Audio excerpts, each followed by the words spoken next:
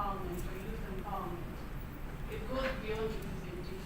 As long as you have the numbers in the house, it would be easy for you to get your bills reduced. But as long as we are, very few, and that's why the caucus, like the Kenya Young Parliamentarians is important.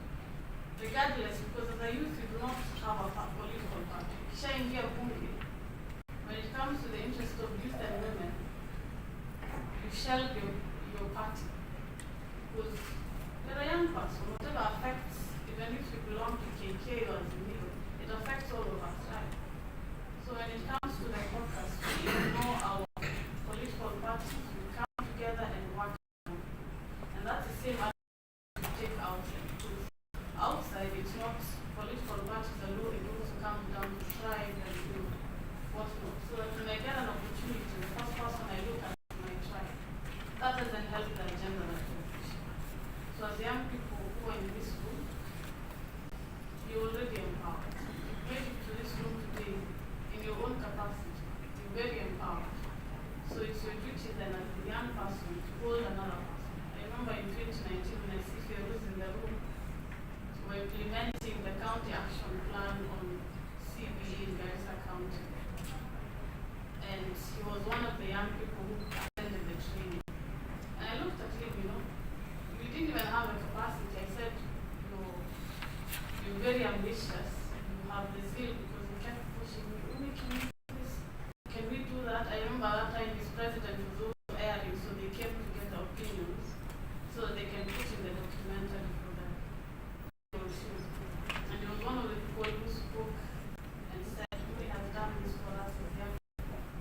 So going from then on, we've never asked him for a CV, we've never asked him for, the bureaucracy of employment. I just said, as I can see the skills you have, can you bring it to the board? And Alhamdulillah, one of the people who's running the civil society in Garissa, when I see the likes of Alhamdulillah, very impressive. Young people out there doing everything. So mine is to challenge myself because when I was outside, I used to criticize politicians, and now I'm being criticized. That's how it is. They're like, where did you go? And it's good because at least the people who keep you on your toes. I'm a free spirit, so if I like chapati, I'll say I like chapati. I was in Garissa County Queens and someone took a screenshot and said, this woman, we sent her to Parliament, now she's talking about chapati. Sometimes you lose your individual, which is fine because that's how you keep each other. I used to do that to people, so I like it when it's done to me.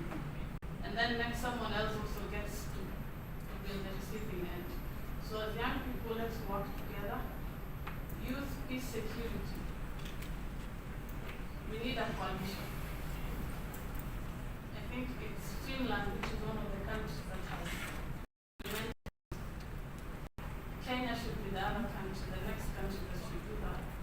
So with this young gentleman, I think over the weekend, pushing for the UN Security Council, which is 250. And I was very impressed. The room was full and they're young people. So sometimes the thing you think is, in your head alone, it's also in someone else's mind. In Somali, we say, I think to mean when you're thinking about it, there's someone with a similar idea who also has it. So instead of working in silence, you come together. I've been meaning to push the YPS agenda so that at least by the time my term ends in 5 years, whether I run for office or take up a different space, at least I'll have left something behind for him. So there's someone in this room who feels that this is something we can push together to make it a reality, because under it, and I'll rope in as well as the young parliamentarians, we can be able to address the climate change agenda. Those who work with us in the programs that we're doing in education to address climate issues in Balambara, we can implement it in areas that also have the same needs. When I look at Marsabit, the challenges in Garissa, challenges in Mombasa is similar to the challenges because we are all arid semi-arid regions, right? So peace security goes hand in hand with climate action.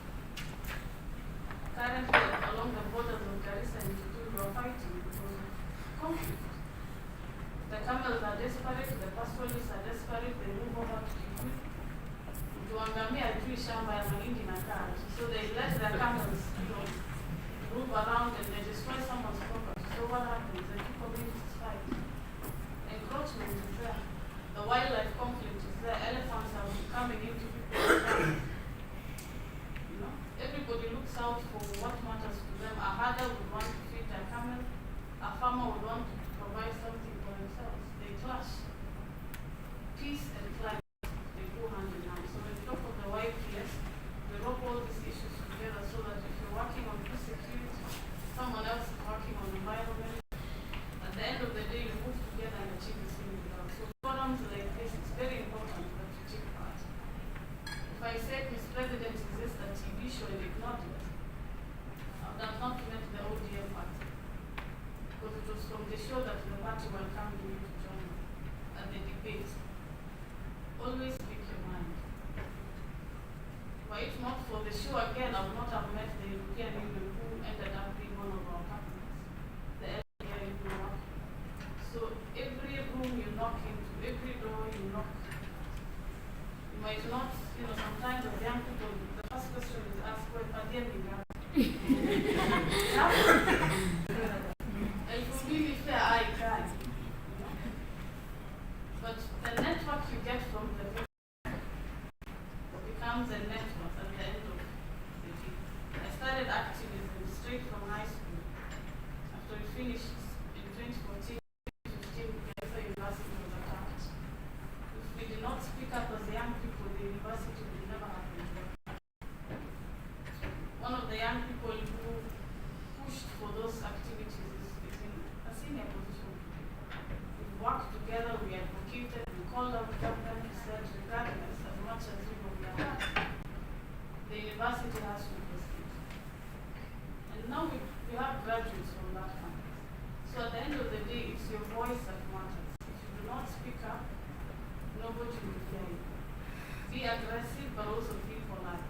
I say this because I've grabbed a lot of people the wrong way, and I realized, I should have been more active. It happens. You keep learning. I'm not perfect. There are things I still learn. Even in the house, you have to draw the line as a young person, because if you go there and say, I'm the only young person here, do this for me, you'll be thrown out. You'll end up in one of the committees that don't matter, because then the letter carrier. So you have to be very diplomatic, strategic, hold each other's hands. And I'll say this because I've seen it. Even when you're implementing your programs at the grassroots, there are many similar organizations doing the same.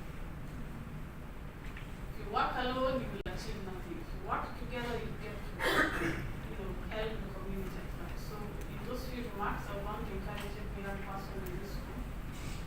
The mentality of lazima ukuwe na connections, because I also get those comments. Someone looked at me in an event I was at 2 weeks ago and said, I want to only be born and become a politician. It happens. Young people, the mentality is that nobody believes that you have to work hard to get to where you are. It might not happen instantly. In 2017, I was still an activist. It so happened that this year, my activism was recognized because my party leader is a serious activist as well. Sometimes there are spaces you can be accommodated, yeah? So as a young person, if you see another young person get to that space before you, do not criticize, do not attack, find out how did you get there. I did that. My friend Nadia was appointed straight after Miss President. She's currently, I think her term just ended, served as a CAS for youth in ICT. A friend of mine came to me, my dear, and said, Kumi sasa wewe umeacha wakachukua huyo mwingine na hata hajui kitu. If I entertained that and said, by the way, I had to call him out and say, don't do that.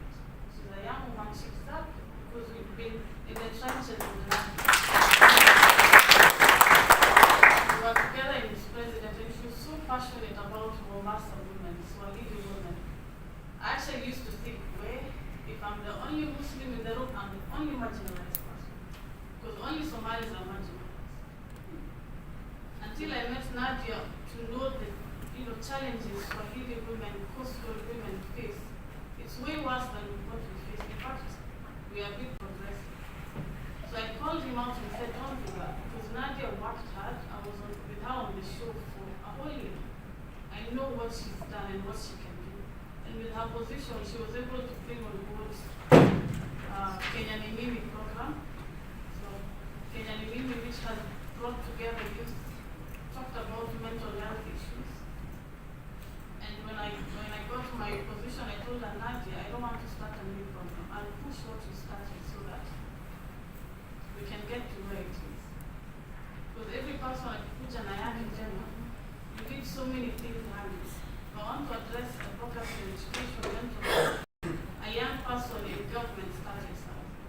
So what we do, find out someone who can mentor you, get to work with them so that in another 5 years I'll not be in this place. Probably, decide to focus on my marriage and get kids.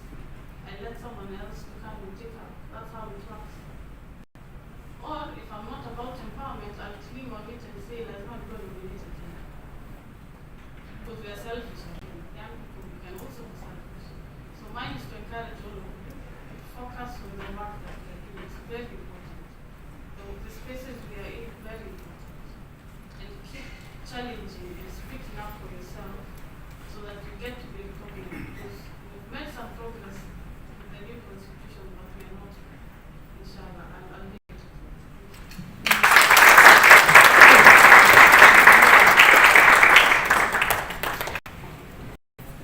I hope you felt the soft power. Yes. Very soft but powerful. And very motivating. All clear. We are going to take the challenge. Thanks, Mheshimiwa, for reminding us. Our spaces are limited, but the opportunities abound. It is us to take up the challenge or to decide to sit back. It doesn't matter where you are, it is possible. But at the risk of something political, inawezekana. And of course, one common narrative that disadvantages young people and women, she describes it. Our politics is vicious. And so it is not for the faint-hearted, but you must also be strategic.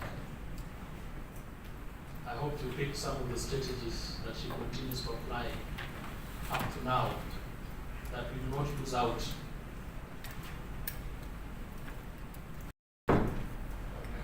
It is good to be criticized. It is even much better to be an activist, provided that you're very clear at your goal and how you want to get to that particular goal. But most importantly, the networks you create are your what? So the networks are equal to network. Super DM. So, thanks so much, Mheshimiwa, for sharing with us those very encouraging and challenging insights. And I hope that this will keep ringing into our minds. This will shape a lot of our conversations as we move forward.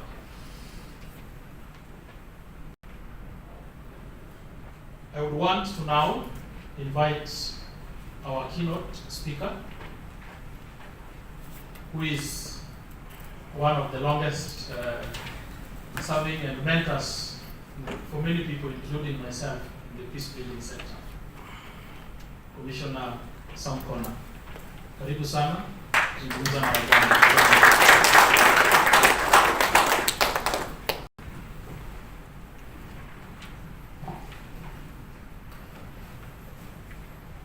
Good morning, everyone. First of all, let me take this early opportunity to thank Amy and the Life and Peace Institute for organizing this important event for young people of our country. I also want to recognize the Kesha Alliance, they're from Garissa, also strategies for northern development, as well as in Central Africa. As you've been told already, my name is Sam Connor. I work as a commissioner at the National Cohesion and Integration Commission, that is NCIC. And I sometimes wonder why Emmy invites me to meetings. And you see now, he has gone ahead and described me as a video hotel on the cook. It is 2 hours ago. I have a grandchild, so a granddaughter for that matter. So it is true. But what makes me happy is the fact that I have got an agenda in life which I have pursued for the many years that I have lived. And that is to advocate for peace and to promote a culture of nonviolence, tolerance, and constructive engagement. Where I come from, which is northern Kenya, the average age that you are given because of cattle rustling and all that, if you live beyond the age of 26, you are already living on a borrowed time. So I suspect mine has doubled the 26, and therefore I'm forever grateful. And that's why I will not resist any temptation to come and spread the message of peace and also share what I've been able to see through the many years that our God has given me. How many of you were born between 1990 and the year 2000? Are you sure of that? Very good. And how many of you are born between 2000 and now? 2004. Excellent. Yeah, I wanted to say that because those who are born after 1990, and this is the context I want to create, may not understand or appreciate what happened in our country this year in terms of our democracy, in terms of our politics. In 1988, the elections in Kenya were conducted through Mlolongo, where you literally come and queue behind the person you're supporting. And it can be very awkward, especially if you are going there as a family. Your mother goes there, your father is there, the children are there, and you can just see the father looking at you like, are you sure that's the line that you can do? But apart from that, you could have the longest queue with people queuing behind you. But when the results are announced, is the winner. And that time there was no recourse to anything. You would not go to court, you would not challenge, and that person goes and serves as a member of parliament for 5 years. Okay? That is where Kenya has been. And that time there was only one party. Okay? Now, from 1992 to 2022, those are exactly 30 years, isn't it? If my math is correct. 30 years.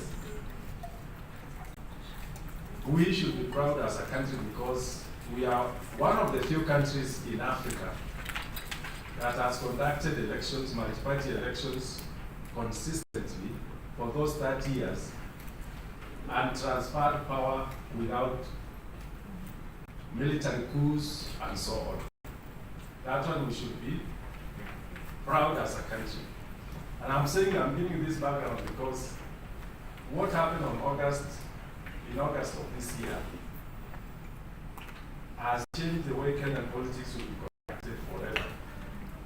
It was a milestone development in our democracy, in our politics, and even in our peace. And that is why as young people, you should now be sitting pretty because the politics has changed. It might have been what happened in 1988. It might even be what she has described, what she has gone through just in the recent past. But the developments of August of this year have put our elections at a place whereby we may never have to worry again about whether our elections will be peaceful or not. And that is, who will be the carriers of that vision or that new plan for Kenya? It will be the young people. So you let us choose to proceed, to continue improving it as previous generations have done, or you can choose to reverse it. The option is in your hands, and I believe, because you have seen, some of you have seen what happened in 2007 and 2008, the post-election violence, and all other elections that we've had as a country, we've always had issues. In fact, I am a commissioner because NCIC was a creation of violence. This commission was created in 2008 because of what Kenya went through. We killed over 1,000 people, we displaced, and we showed our worst as a country. But now, forward to 2022, we have shown our best for Africa and for the rest of the world. And I want to say the young people were at the center of that significant development in Kenya in this year. So I want to thank you. I want to thank you because as a commission, the only commission in Kenya where my boss, my vice chair, is a young person. She became my vice chair at the age of 29. I think she's now 30 or 31. So even as a commission, we are embracing diversity and also giving the young people an opportunity. Not that there were no elderly women in the commission for us to elect, but we chose as a commission that we are going to give the position of our vice chair to a young person. At that time, she was 29 years, 3 years ago. Of course, our chairman is the other extreme, and that's why we are happy about intergenerational solidarity. Now, I say young people are very good in these elections because in our roadmap, which we are calling Election Bill and Norma, we work with the young people across Kenya to talk about peace and also to tell them reject, resist, and despise being manipulated into violence.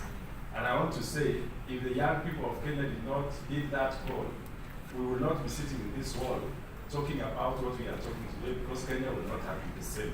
So I want to commend you and to encourage that you continue doing that.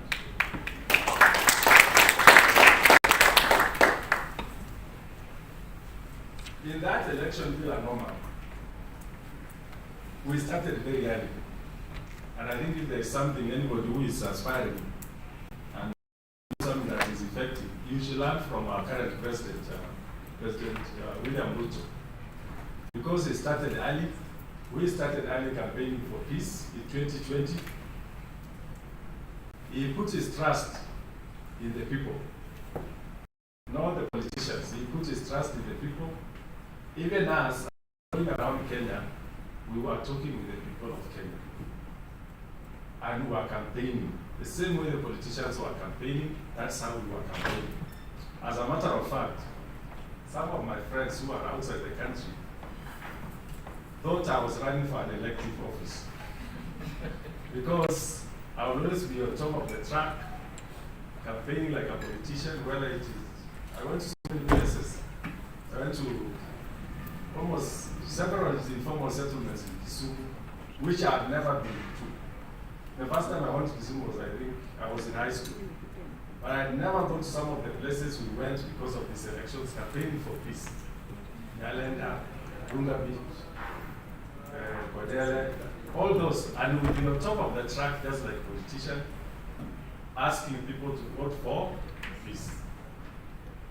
And we went across the country, Jomvu, Mombasa, Kwale, Meru, Isiolo, Nakuru, all of those campaigning for peace. So I keep receiving messages. Were you successful in your election bid? Because I still have that profile picture of mine on top of a track, talking to people in Mount Summit about peace.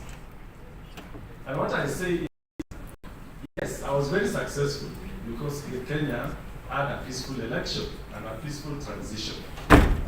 So that is what I wanted to paint, the picture of where we are from as a democracy, and especially the picture that the young people of Kenya have always been associated with. Everybody will tell you those who are in militia groups or who are gangsters or gangs are young people.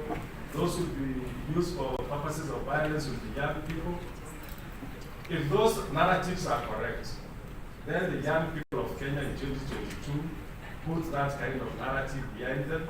And I believe and trust that going forward, the young people of Kenya will be at the forefront for fighting for democracy, rule of law, peace, and whoever else who want to disrupt that trajectory will be the enemy of the people of Kenya, and especially the young people.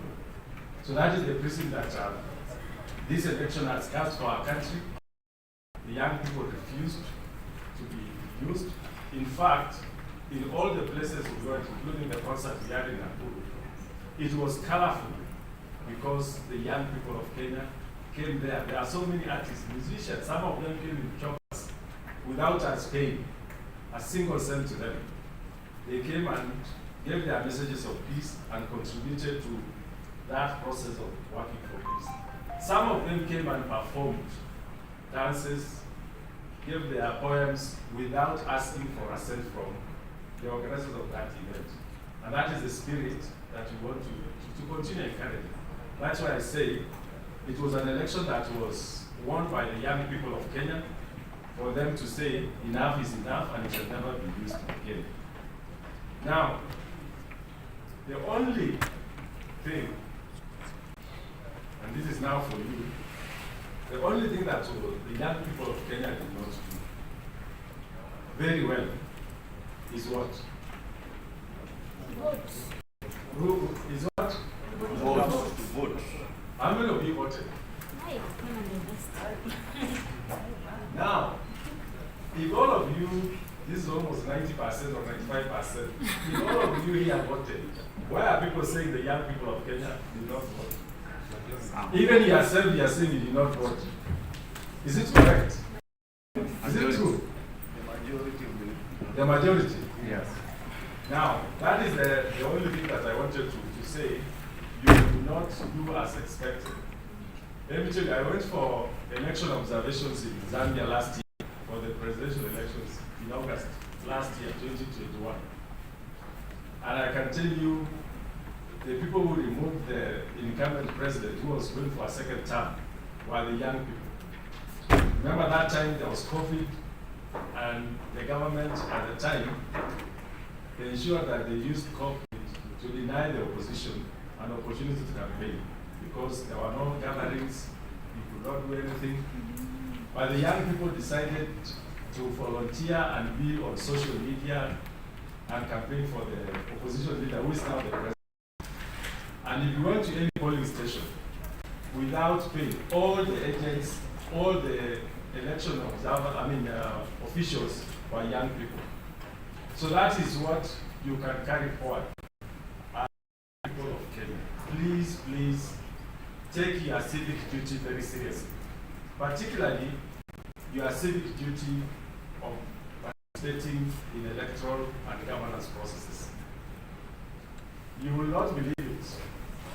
Some of these issues we are talking about, peace, security, and so on, they can actually be sorted out if you participate in a process to elect the right leaders. We will not have problems of violence or conflict if all of us as young people decided we are only going to elect people who have a better, positive future for our country, for our communities, for our groups, and so on. And every time you fail to participate in it, you give space for those who have got negative agendas for the country to prevail. And as he said, you have more years to live than maybe most of the politicians. And therefore, securing the future of Kenya is your primary agenda. Because if you don't secure it, it is difficult to operate it. And I also want to add, sometimes you go to places like Marsabit, West Pokot, Turkana, Samburu, even in some of the informal settlements, and you see young people dying, I think you should just accept and make it a policy that you are too young to die. Especially to die because of violence, because of conflict, because of things that we can prevent as a society. The ones that we cannot prevent, we will not blame ourselves. But to make sure, as a young person, always remind yourself as you wake up in the morning, as you go back to sleep, you can even ask God for it, that God, I am too young to die. And once you internalize that, you will never be used in any process that will take life from anyone, let alone yourself. But you cannot be involved in any process or any undertaking that will take life from any human being, because it's not your business to take away life, and it is not right for young people to die. When I talk of the 26 years as the longest run can be in some parts of the country, those are young people. But those young people only know maybe the cow, the gun they have, and their culture. They have no other options they have in life. So I would like us to agree that between now and 2027, you will be involved in the politics of your country in a constructive way. And when we reach that point, please make sure you mobilize your friends, you sensitize them, and tell them by the time before the next election, you have got your ID card ready. When the registration of voters comes, you go and register. When people are campaigning, you go and campaign for purposes of your candidate, whatever you want, and also to talk about peace. And then encourage everyone to come and vote. Because when we have so many people voting, then we eliminate the issue about what happened. Can you believe in the last election that we all applaud, the winners are people who did not vote? You are more than the ones who voted. Correct? Yeah. There are 80 million people who did not vote. 7 million voted for the Kenya Kwanza. 6.9 voted for Azimio, plus others. Wajakoya also got some votes. And thank you for supporting all the candidates, because it's also part of embracing our diversity. So the 8 million are actually the winners. And that is not good for our country, it's not good for peace, it's not good for anything. So you should encourage people to get out and vote and also participate in those processes. At the party level, you can see a real example from the speaker the lady who came before me. You participate in party processes, give your energy, give your ideas, you will be propelled to the political space and you can occupy it. If you don't get involved, do not expect some miracle will happen, that they will leave those who have been involved in these processes and come for you. Even if it is luck, I think that kind of luck should not be encouraged. It should be part and parcel of the process, and significantly, when the day of the election comes, please just go and vote. It takes a few minutes. So that is one message I would like to encourage you to take, that let the next elections be the elections that will be determined by the young people of Kenya. Do you promise me that? Yes. Yeah, let it be the one. And as a matter of fact, if you look at our politics, it is increasingly becoming young. Isn't it? Yeah. I mean, we moved from Kibaki, let's start from there, Kibaki to Uhuru. Uhuru was younger than Kibaki, isn't it? Yeah. Now we are at William Ruto, younger than Uhuru. Why can't the next one be younger than Ruto? Isn't it? And a woman maybe. Just to say something about where we are now. As a commission, you know, ours is to make sure there is peace in Kenya, that there's equality in the way services are provided across the board. There is no discrimination, and there is no marginalization of anyone. That is what we do as a commission.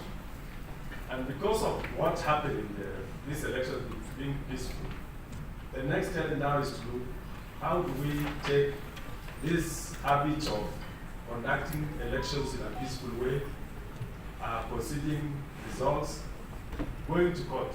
And at this juncture, I would like to ask you, why do you think these elections were peaceful? Why do you think they were peaceful? You are promoting peace in the county. Why do you think they were peaceful? According to I think the electoral transmission was really clear from the word go. very transparent.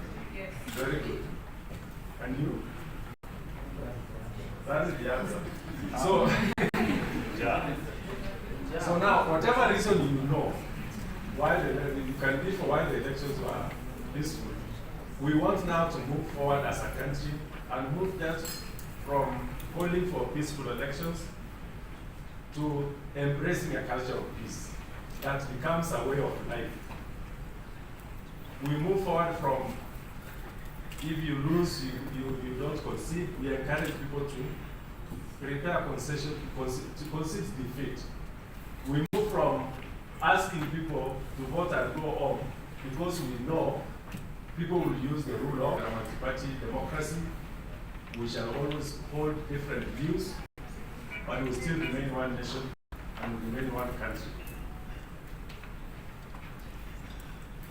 There is one big one which we will also have to encourage, that our politics now also need to move from being tribal. If you hear Academia from Kisumu, you are most likely saying, well, what did you hear Karaoke or Cheboy? I asked somebody Cheboy from Moyale. Is it Cheboy? Where? You are from Moyale? I'm from the Elgeyo Marakwet, but I work in Moyale. Yes. So that is the diversity. Our politics should be the same. It doesn't mean if you are from one tribe, you must belong to the party of your tribe. The same way he is working in Moyale and is from Elgeyo Marakwet. That's what should be accepted. Hakuna chama ya kwetu ama nyumbani. We just have to look for the party with the best ideas for our country. As we also move forward, and this is what we want to do as a commission, we want the whole country to take the issue of healing and reconciliation very seriously. And I want the young people of Kenya to understand that you might have to deal with some of the problems or messes of older people like me that were years ago. That's why we are talking about healing and reconciliation. Because when we are moving around the country, what came out very clearly is the Kenyan people do not really have problems with each other, particularly the young people. But when people start narrating stories of grievances that were committed from independence, or even before independence, they have never been resolved. Those which were committed by government, the state itself, by communities against each other, there are so many wounds that have not been fully healed in our country, and those grievances or those wounds are the ones that the politicians use to remind ourselves that your land was taken by so and so, that we were killed by this government, by this group, and all those things drag our progress going forward. So that's why we should seriously take as a nation the question of healing and reconciliation, so that we close all chapters of hostilities, all chapters of grievances, and put them behind us, and we move forward as one country. That is how you can secure peace. So long as we have grievances that are lingering, people who feel they have never gotten justice, which they certainly deserve, then it's very difficult to talk of peace, to talk of a stable democracy. And that's why we want to do that. For our friends from Strategies for Development, Rural and Development, as a commission, we are saying we must end all the conflicts in Kenya once and for all. In fact, we've now got a blueprint on ending all conflicts in northern Kenya, 14 counties. Marsabit is there, Garissa is there, Tana River, West Pokot, Turkana, Laikipia, Samburu, Isiolo, Garissa, all those, the ones that have had problems of insecurity of conflict. So if you have any ideas on how we can actually, or strategies, just like your name suggests, on ending those conflicts, we want to say people killing each other on a daily basis or stealing from each other, it is not a normal thing. And we must just pull ourselves as a country and see how we can end those conflicts. And we are confident because we have ended some of them. We've ended conflicts in Narok, South and North. 2 years of peace. We've ended conflict at the border of Nandi and Kakamega. They have not fought since May of 2020. We are killing each other every other time, and so on. So it is possible to end conflicts in Kenya once and for all. And that should be the rallying point for the young people. And it is possible. I personally have an experience, because that's my work. I've done peace work for over 30 years, almost year 80s, imagine. But the good thing is, blessed are the peacemakers, because they shall see the kingdom of God. I know that many young people are struggling to go to heaven. If you want a shortcut, be a peacemaker. That one is you are guaranteed. You know what? You are guaranteed to go to that place. I just want to say, I personally have an experience of a successful model here in this country that was driven by young people. In June 2010, up to 2011, we started the Peace Caravan movement. Found one called Oasis in Marsabit, Waso Peace Caravan, like Kuria Peace. We had about 15 of them. And all of them, all were young people. People who are working in the bank, including young people like the current member of parliament for Samburu West, Naisula Lisuda, like a Peace Caravan. And they will work, they will come every Friday, they will ask, leave from their, wherever they are working, and they go to their communities and talk about peace. And now for almost 12 years, the Laikipia Peace Caravan, the peace between the Pokot and the Samburus in Laikipia has never been broken. And that peace was delivered by young people who will go and talk to their mothers, to the warriors, to their fathers, to their relatives, and say, this way of life is wrong, we should leave it. So you should not fear. When we started it, some of the old men would come and say, how does that happen? How can a girl come and talk to us about peace, about security? You know, how can a young person? But they persisted. And they said, we are your children. We went to school. And we have an idea of what life looks like. Just listen to us. And some of the girls, for example, will go and talk to the warriors who are armed with sophisticated weapons and tell them, look at us. Those are some of the testimonies. Look at us. Aren't we beautiful? They say you are beautiful. If you kill each other, if you continue killing one another, who will marry us? And then the warriors will look down and say, okay, if you finish yourselves, we will go and be married by the other tribe. You see? So have confidence. Young people can deliver peace. They have done it in this country. They have done it in the rest of the world. You can do it again for your country. You can do it. Just create your space. Go and talk to your people and make sure we get that peace. We have also incorporated in our planning going forward as a commission a specific program called Youth for Peace through sports, through arts, through culture, and so on, so that we get the young people to give them spaces to go and talk peace in the language that the young people and the people of Kenya will listen to. And I'm happy that other things like climate change, which will dominate political discourse in the world for the next few years, if not many years, the young people also need to be part of it. So I want to end and say that I leave this place knowing that the young people of Kenya will be agents of peace. The young people of Kenya will continue to play their role, especially civic role, in our democracy. And just say that all said and done, peace is inherently a personal adventure. No one can plant peace in your heart. And you cannot plant peace in other people's heart until you get it in your heart first. So don't think that there is a school where, okay, there is a school where you can study to be a medic like me, or to be a professional in peace. But at least, if you are talking about peace, that you want to be a society, in your community, in your group, start with yourself, because it's a personal endeavor. You have to be peaceful yourself first, before you can transmit that spirit of peace to the others. So let me end there, and just emphasize, your country needs you. You have got many platforms for you to contribute to the growth of your country as a democracy, as a stable country, as a secure country. Do not miss it, because every generation shall be asked what they did. What will your generation say you did when you were young, when you were an adult, and you exit the state that is called Earth?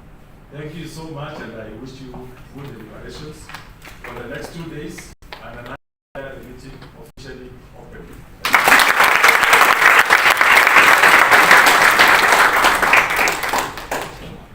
Thank you so much, Commissioner. I think it is very inspiring. You basically walked us through your life. 30 years down the line, you lived a life of peace, and I think the same is corroborated with what Mheshimiwa shared with us, because you said you believed in it, and you still kept that mantle shining brighter. We've given Commissioner very many promises. I don't know whether you remember. We've made a lot of commitments, and I hope that all these commitments will be part of the blueprints, not only for the northern Kenya, but all the other corners of the country that have suffered different kind of conflicts, including the development one that is currently on our list, and the Commission has told us in the next years, topics on climate change and the extent to which that also remains a security issue will remain. How do we want to get involved? Do we get behind, or do we want to be part of those conversations? I want to recognize the presence of two of our Honorable Siat, the women representative from Garissa County.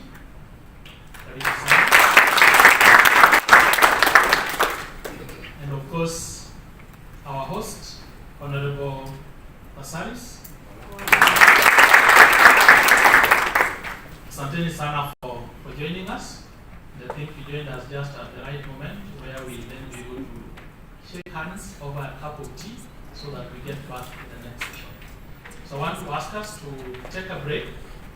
I am aware that you probably had some questions, comments that you would have wanted to share with Commissioner Mregouni as well, but we still have time. So kindly let us take the break. Leave our tea set on the two sides of the main doors, exit doors, as we increase our network. Karibuni chai.